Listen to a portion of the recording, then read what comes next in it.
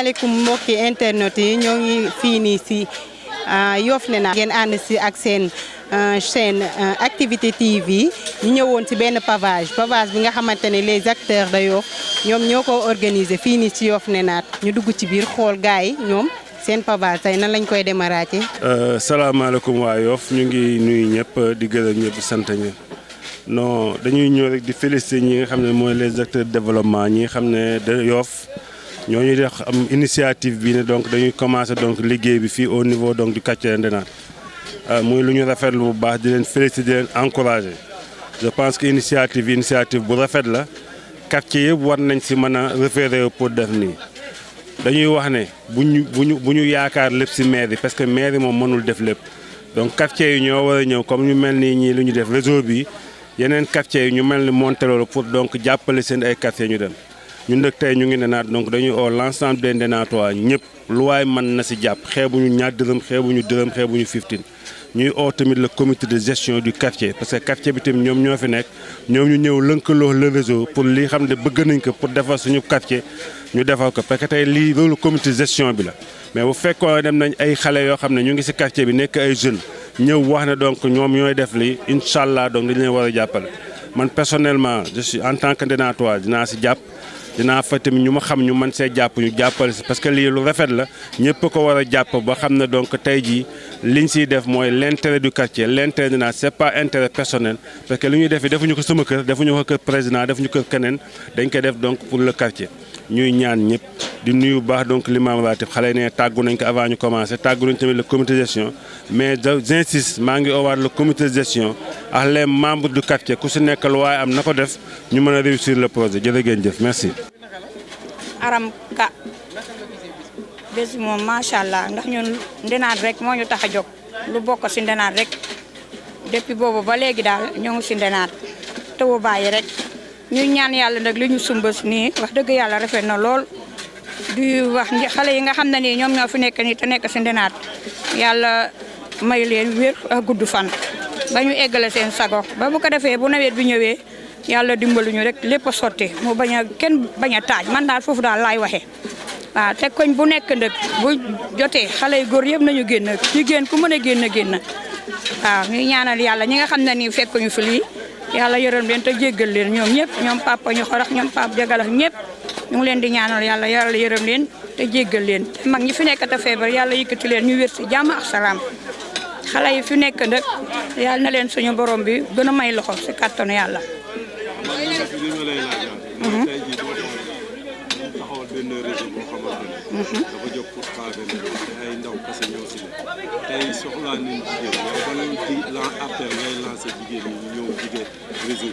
xanaa ñu lancé ko ci groupe yi rek buñ ko lancé ci groupe bu Nénat yi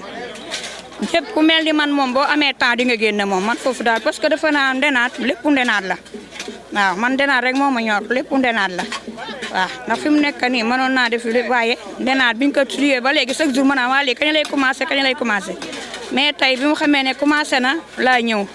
waaw ñuy ñaanal yàlla ndëkk ñu fi nekk fii yàlla may leen wér leen ci kàttanu yàlla. di nuyu waa Yoff di nuyu waa Nénat gépp waaw lii de dañ ko gis rek rafetlu ko waaw ndax nit kat boo nekkee ci quartier nga gis nit gis lu rafet pour bëgg ko fi def boo ci mënul yokk rek bul jéem a fexe lu ko wàññil waaw moo tax kat sama kilifa sax moo ma ko jox pour ma andi ko fi waaw ndax dafa xool mbir mi ni mu demee mu rafetlu ko comme moom dem na ba aasam am na fu mu toll mu ne sama poos laa ci mën a def moo waral mu def lii daal waaw ñu koy rafetlu bu baax. waaw jeunesse bi de li ma leen di lancé mooy li jiitu ñu gën a jox mag ñi respect wane seen yar ndax gone Nénat daal ci yar rek lañ ko xamee woon daal xamewuñu ko woon ci loo xam ne nii luy saltal culture yu Yoff la xamewuñu ko woon loo xam ne nii luy yàq dëkk bi la daal waaw di leen wax ne nag yu mel nii comme suñuy mag ak suñuy papa ñoo fi nekk di ko def dañ ci gën a mën a góorgóorlu pour baneen yoonatee yàlla na yeex buñ fi jógee ñu gën a mën a taxawee loolu. di ñaanal bu baax it ñi xam ne ñoom ñoo taxawal mbir mi ku si mel ni yow mi taxaw ak keneen ñu leen di ñaanal yàlla jàmm li ñu dem ba seeni doom taxaw di ko def incha allah. waaw avant may dugg si loolu di profiter di gërëm waa Nénat ñëpp directeur général li ko dalee si kaw ba si suuf commencé si kilifa gu mag gi muy imam Mouhamed Ndoye ñu koy gërëm bu baax si attachement bi nga am si dëkk bi di gërëm waa Ndinane ñëpp di leen gërëm aussi yéen ñi may opportunité bi pour ñu mën a wax ak yéen donc pour li nga xamante ne moom nga jël ni concernant problème pavage bi dafa ne dafa ñëw à son heure parce que si activité dëkk bi xam ne démembrement dëkk bi yëpp muy Ndinane dafa am ay structures yoo xam ne ñoo fi ne am xaw ma ay mag lañu am na ñoo xamante ni ay maanaam di ko doomu yaa aussi les jeunes te ñëpp xam nañ ne dëkk jeunesse moo koy doxal ñoom ñoo toll ci entreprendre ñun ay conseils rek lañu. page bi tonton looy wax si loolu. D'abord ñu ngi lay remercier di la sant ci interview bi activité pavage bi boo ñu ci laajee dañ ciy sawar man déjà je me présente maa ngi tudd Mouhamed Ndoye bokk réseau des acteurs pour le développement de Ndinane loolu nag boo ko déggee réseau des acteurs pour le développement de Ndinane c'est un regroupement de plusieurs associations ñoo booloo boole seen xel ak seen xalaat ak cee doole lépp pour taaral Ndinane maanaam dañu débuté ci pavage bi rek mais des na yeneen activités yu ñu war a dérouler incha allah waaw man dëgg je suis déjà conseiller municipal à la commune de Yoff déjà et dëkk Ndinane aussi nekk représentant Ndinane en quelque sorte à la commune donc c'est un plaisir ñu nga ñuy laaj aussi ñuy tontu ci wàllu activité bi aussi merci beaucoup. waa tey jii nii ñu gis ngeen def mobilisation def seen ay lakos pour fésal seen bés maa ngi gis fii tamit xale yi tamit nee nañ ñoom duñ leen ko bàyyee loolu lan nga ci war a mën a. waaw en fait loolu massification boobu loolu day wane ne rek nit ñi dëkk bi am nañ engagement mais lenn rek mooy problème d'habitude maanaam ku poser def les premiers jalons gis nañ ne fii boo poser les premiers jalons rek après ñii dañ lay fekk te loolu aussi ñu gis ci xale yi loolu dañ ciy kontaan parce que xale yi ñooy doon magu ëllëg te loolu daf leen di xiirtal ci liggéey daal waaw moo tax seen engagement ak ni ñëw jàpp ci liggéey bi ci dëkk bi yëpp loolu kontaan nañ ci torop. léegi comme yéen association ngeen kon xam naa ni am ngeen ay programme yoo xamante ne ni moo gën a bëri léegi loolu yéen a ngi ci kawam wala fi mu nekk nii da ngeen concentré juste que ni ci pavage bi kese la. en fait bu ñu nee réseau des acteurs pour le développement de Ndinane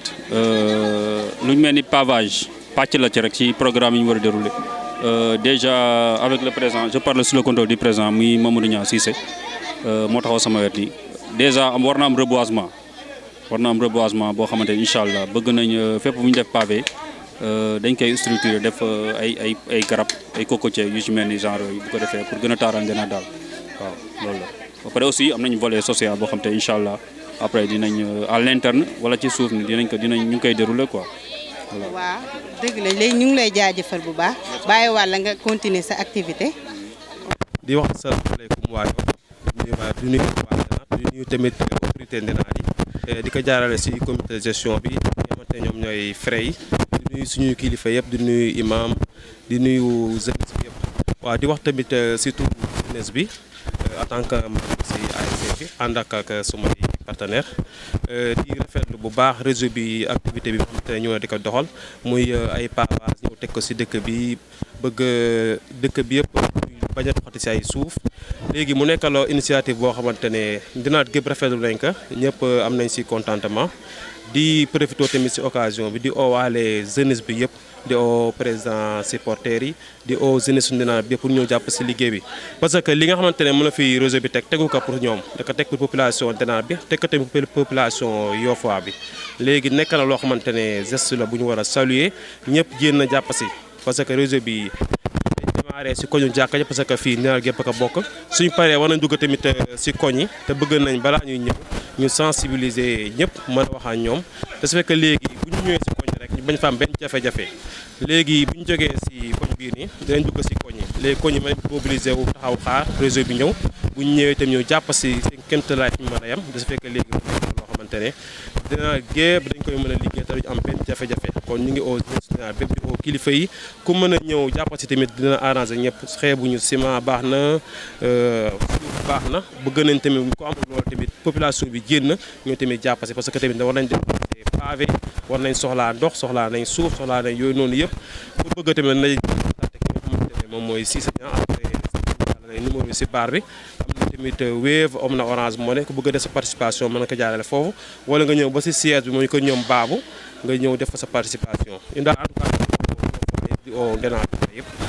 di ñaan tamit affaire bi liggéey bi di nga ko commencé si bisimilah rahmaani rahim nii mu dem ba terminé si alhamdulilah rabbi alamin Ndenaat gépp ñu am pavage suuf bañ a fay amati ñu ngi sant ñëpp di gërëm ñëpp di sant waa réseau bi di gërëm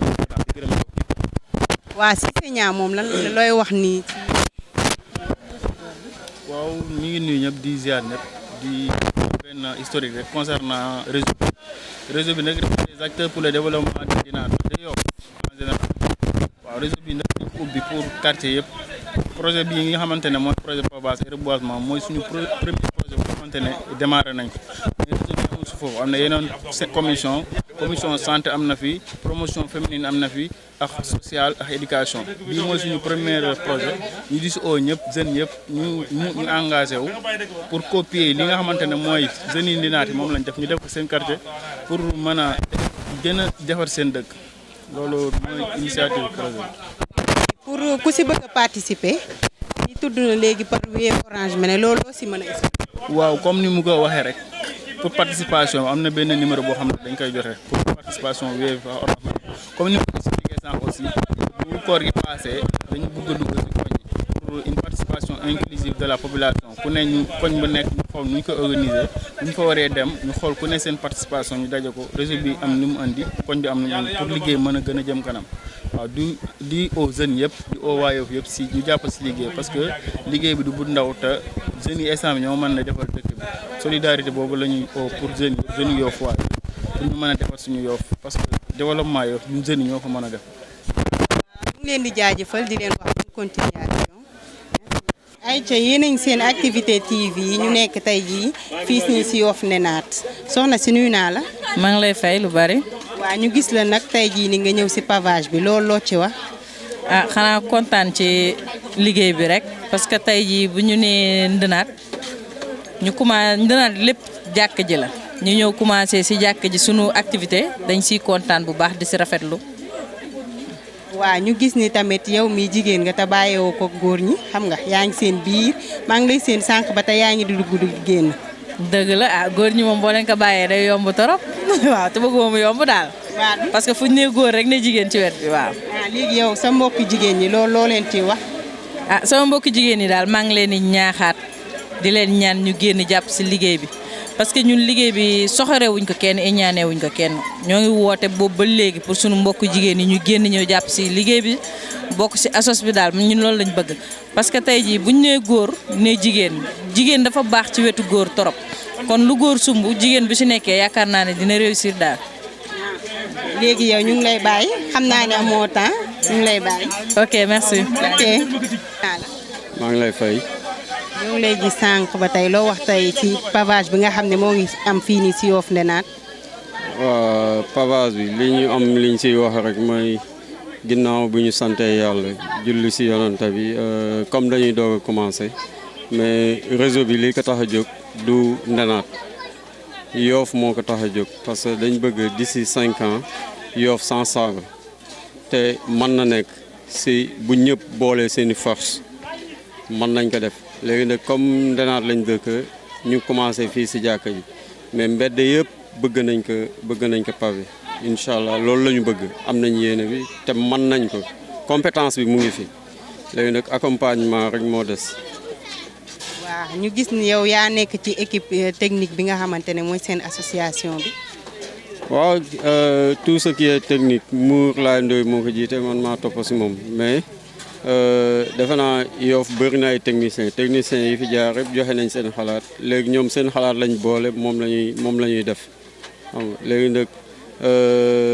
ginnaaw à part pause bi comme commencé nañ pause des fois nga dugg si mbedd yoo xamante ne ndox bi dafa daan tàkk léegi ñun dinañ fexe ba drainer ndox bi ba xam ne dootul sonal tete waa dëkk bi loolu lañ bëgg moo tax ñu jëlee pente bële si jàkka ji pour indi ko si tali bi nga xam ne bu nawet bi ñëwee ndox bi fii la jëm si tali bi abreuvoir bi jël ko mu dem. ñu gis ni tamit jeunesse bi génn nañ. waaw xam nga dëkk moom jeunesse loolu lañ leen di doyee bu ñu soxlaayee jeunesse dañu war a ñëw taxaw surtout actuellement Yoff ni mu bindoo jeunesse yi dañu war a ñëw taxaw téye dëkk bi xam ne ñoom ñoo ko war a doxal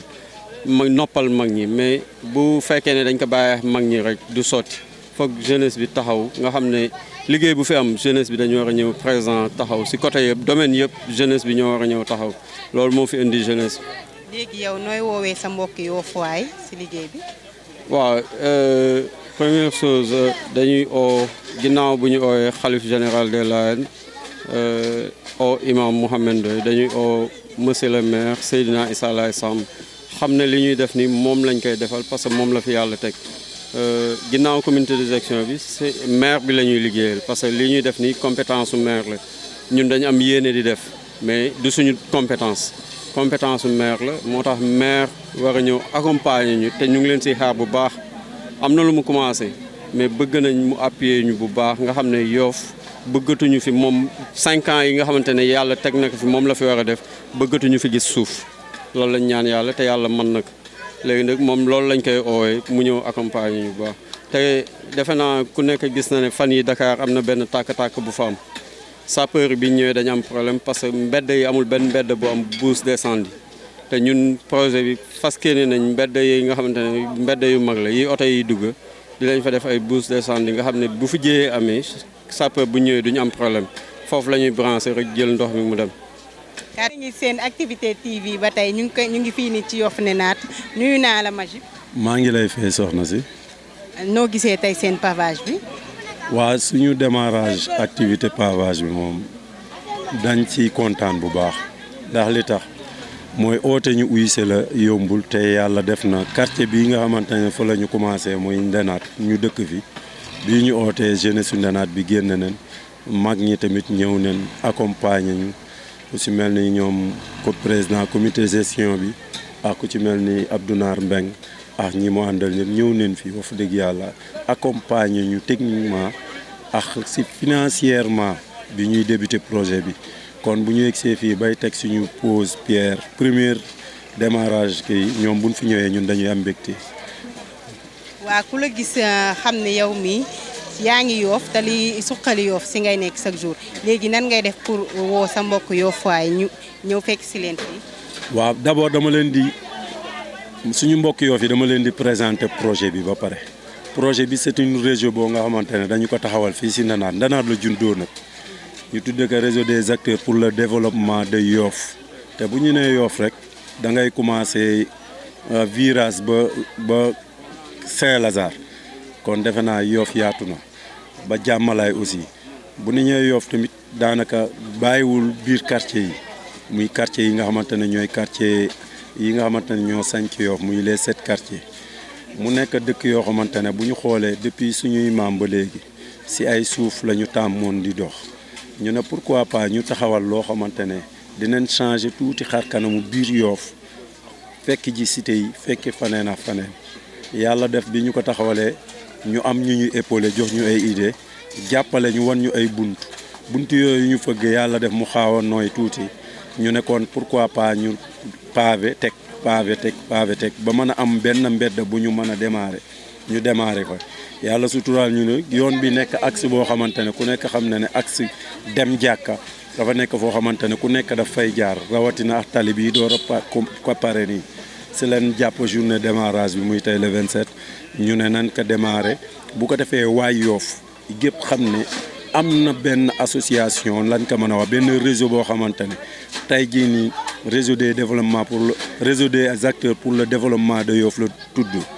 si loolu yaatal bi dafay dem tey jii quartier bu nekk ñu am fa ay représentants moo xam Tongoor moo xam Mbengeen moo xam Daagu Daan moo xam ñoo ñëpp dañ leen di oo ñu ñëw bokk ci réseau bi parce que idées yi ñuy dégager fii waa Ngapparu dañ ci am waa Mbengeen am ci waa Daagu Daan keneen ak keneen am idées yooyu nag buñ ko rassemblé yàlla def ñu dugg ci benn quartier ñu ne kat parce que nit ku nekk fa nga dëkkee yaa mën a wax la fa am yaa mën a wax la fa nekk bu ñu dajaloo ba yàlla may ñu moyens yi ñu bëgg bu ñu comme ni ñu duggee Ndina tey ñuy pavé koñ bu ñu dugg rek waa koñ ba dañuy bokk ci affaire bi nekk complice participer parce que tey jii boo yëkkee sa 100 francs def ko ci yow foofu après yow yaa koy sàmm mais tey jii bu fekkoon ne mairie kese moo ko def wala état peut-être ba nit ñi mën nañ croiser les bras mais tey jii ñun ñooy jëkk a jóg maire fekk ñu si accompagner ñu ville de Dakar fekk nañu si accompagner ñu waa quartier yi tamit fekk nañu si accompagner bu ko defee bu ñu ko defee après loolu dootul nax saay parce que ku ci nekk da ngay xam ne lii nga def nii kat sa 100 francs mu ngi ci bu ko defee Yoff gépp changé ñu nekk ci beneen siècle parce que mënuñu ne dans 60 ans avant Yoff li fi nekkoon moo fi nekk ba léegi ñun bëgg nañ dans 5 ans wala dans 3 ans ñu def Yoff sans sable bu ñu defee Yoff sans sable na bu boobaa peut-être am na ñeneen ñu am yeneen idée di xalaat leneen ñooñu bu ñëwee tegee loolu ñu àndaata ñoom liggéey loolu pour Yoff jëm si kanam ci kaw. maa ngi lay jaajëfal kàddu yi rafet na bu baax merci. waaw mën nañu wax ne am na solo trop parce que depuis boobu ba léegi ñoo ngi si di ko togg mën nañu wax ne dañu tegagul premier pas mais après koor gi incha allah dinañ gis ne liggéey bi dina gën a jaar yoon mais nag ñu ngi remercier ñëpp parce que gis nañ ne jeunesse bi génn nañ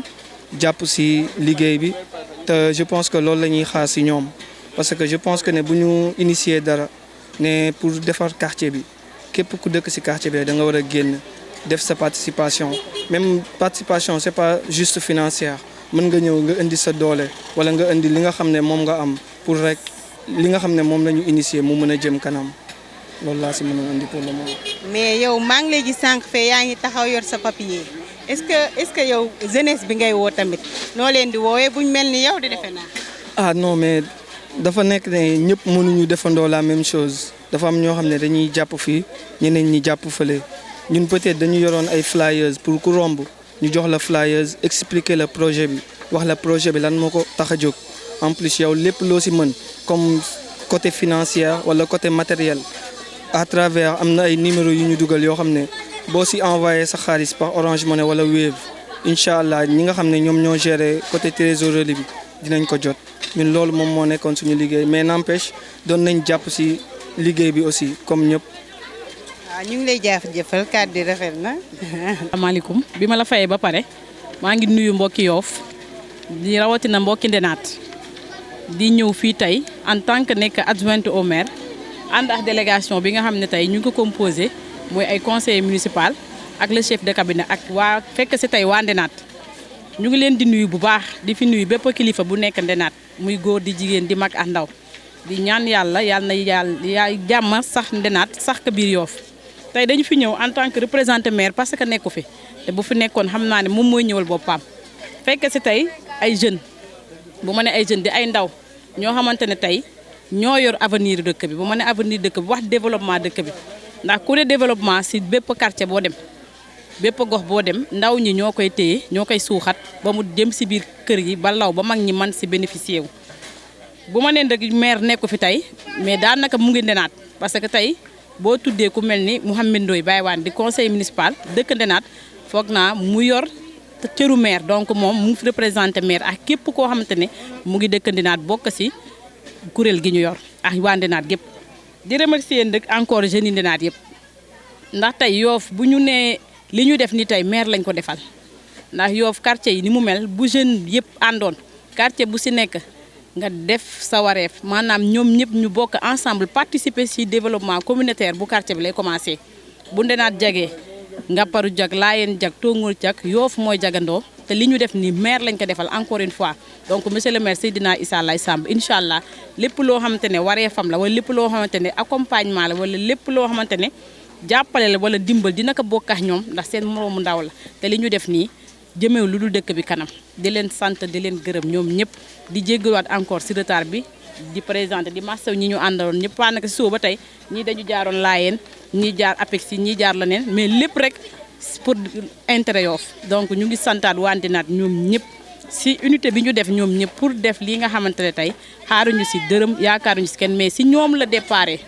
te noonu la askan wi war a demee ñoom ñooy jël ay projet départ daanaka ku déglu maire bi chaque jour danaan développement dëkk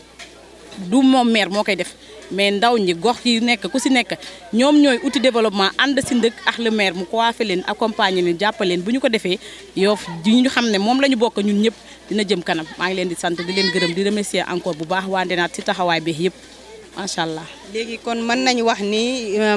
maire bi après dina ñëw ànd seeg ñoom puisque ñoom commencé nañ. incha allah rôle maire la du loo xamante ne sax dañ koy demandé parce que maire bu nekk si gox nga gis loo xamante ne nii tey amaana moom moo ko war na jiite ay ndaw yu bokk gox ne ñoom dañu def bénévolement volontaire ne ñoo lay defal lii donc yow mi nga xam ne yaa leen jiite de waroo def lu dul nga ñëw fekk si leen te moo war te incha allah monsieur le maire Seydina Issa Laye Samb digganteem ak ndaw Yoff doog na foog naa dina gën a ratax daal ndax lépp loo xamante ne ndaw Yoff def nañ ko ak lépp lu mu doon avant muy nekk maire mu ngi si doon def loxoom kon tey bu nekkee maire foog naa continuité rek lay doon ak ñu àndaat ñoom ñëpp bu soobee yàlla incha allah fu ñu tourné dinañ gis maire ci seen côté bu soobee yàlla. léegi yow nooy woowee jeunesse bi pour ñu wàcc si terrain bi aussi liggéey. waaw Yoff moom ku ko wax xam ne ndaw ñi takku nañ te macha allah ñoo ëpp ku gis élection yi ñu jógee nga xam ne ndaw ñi seen bopp ñoo jóg àndandoo ñoom ànd si ak seen ay mag ñu muus fal ki nga xam ne mooy monsieur le maire Seydina Issa Laye Samb ni ñu ko jógee noonu ànd si ak détermination ba fal ka incha allah quartier bu ne tey macha allah comité gestion yi ñu nga fa di liggéey tey mënoo wax Yoff ndaw ñi boo ne comité gestion wax fa ay mag mais ndaw ñi ñoo koy doxal donc ndaw yi Yoff ñoom ñëpp jóg nañ ba pare li si des mooy kay ñu gën a defaroowaat suñu biir gën a tegaat ay projet yoo xamante ne développement lay doon yoo xamante ne quartier bi nga dëkk da nga siy gis sa bopp mais askan wi aussi gis si seen bopp bu ko defee Yoff gépp incha allah dina jëm sa kanam incha allah. ñoo ngi leen di jaajëfal bu baax kàddu yi rafet na di leen ndokteel seen taxawaay bi ngeen xamante ne am ngeen ko ci Yoff yàlla may leen ngeen continuer seen pas-pas boobu. ami internet yi lii lañ leen indiloon ci activité TV ànd ci ak réseau des acteurs du développement de Yoff bi nga xamante ne ni ñoom dañoo ubbi am seen ouverture tey pavage fii si jàkkay Nenaat fa lañ démarré seen pavage ñoo àndoon ci ak ñoom maa ngi leen di jaajëfal di leen jox dig daje beneen yoon si yeneen activité incha allah.